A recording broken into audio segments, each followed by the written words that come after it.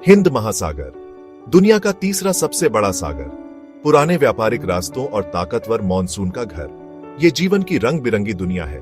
गर्म पानी और अलग अलग इकोसिस्टम्स मिलके एक कमाल की दुनिया बनाते हैं। अफ्रीका के किनारे से लेकर ऑस्ट्रेलिया के तट तक हिंद महासागर फैला हुआ है। नीले रंग का विशाल एक्सपेंस अपनी सतह के नीचे राज छुपाए हुए। इसने सदियों से नाविकों और कहानीकारों को मोहित किया है।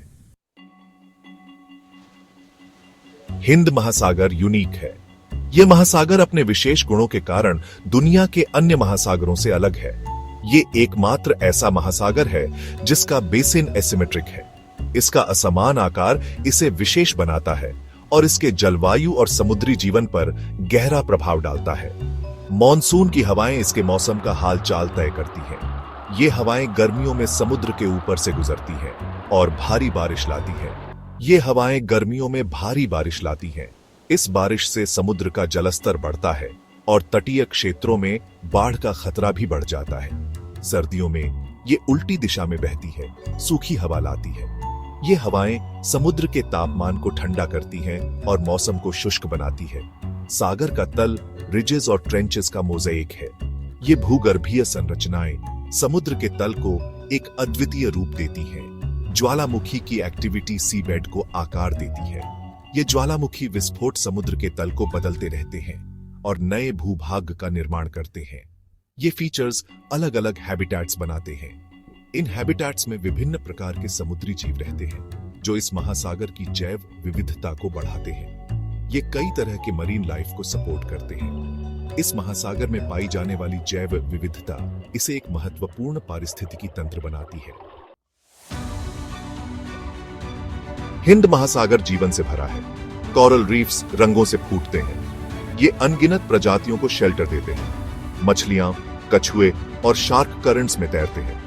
व्हेल इन पानी में माइग्रेट करती है। सागर की गहराइयां अभी तक लार्जली अनएक्सप्लोर्ड हैं। नई प्रजातियां अभी भी खोजी जा रही हैं। माइक्रोस्कोपिक प्लैंकटन से लेकर जायंट स्क्विड तक हिंद महासागर में अनगिनत आकर्षण है।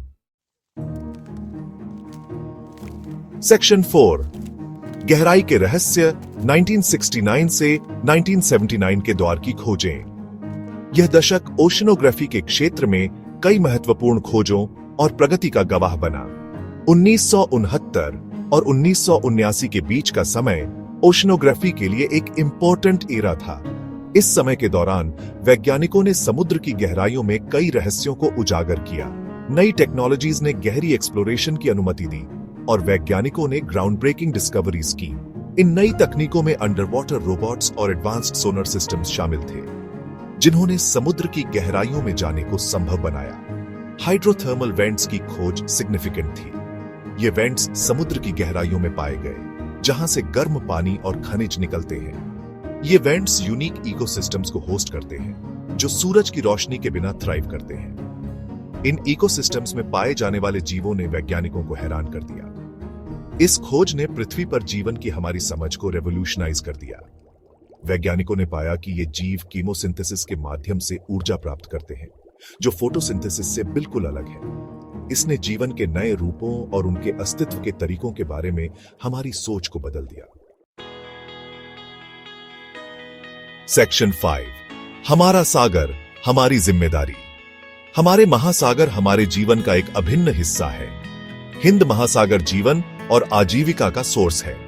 यह महासागर न केवल मछुआरों और तटीय समुदायों के लिए महत्वपूर्ण है, बल्कि इसमें रहने वाले अनगिनत समुद्री जीवों के लिए भी। यह हमारे क्लाइमेट को रेगुलेट करता है और हमें खाना और रिसोर्सेज प्रोवाइड करता है। इसके कोरल रीफ्स और समुद्री पौधे हमारे पर्यावरण के लिए अनमोल हैं, लेकिन दुर्भाग्य से ये खतरे में है।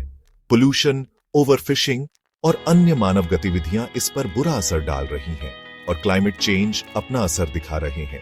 कोरल ब्लीचिंग और पिघलते हिमखंड इसके स्पष्ट संकेत हैं। हमें अभी एक्ट करना होगा।